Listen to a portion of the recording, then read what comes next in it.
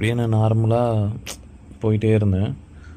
So இந்த வீடியோவில் நல்லா ஒத்து பார்த்தீங்கன்னா உங்களுக்கு ரைட் சைடில் லெஃப்ட் சைடில் ஒரு ஆட்டோ நிற்கும், ரைட் சைடில் நான் போயிட்டே இருந்தேன்.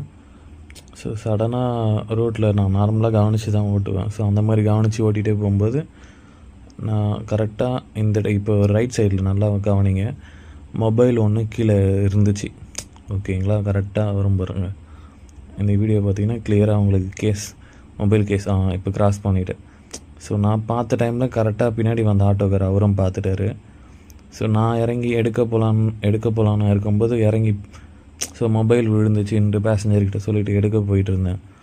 எடுக்க போகும்போது கரெக்டாக அவரும் எனக்கு முன்னாடி நடந்து போயிட்டே இருந்தார்.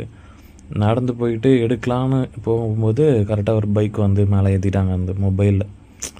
ஸோ மொபைல் அவர் எடுத்துகிட்டு என்ன மொபைல்னு கூட கேட்டேன்.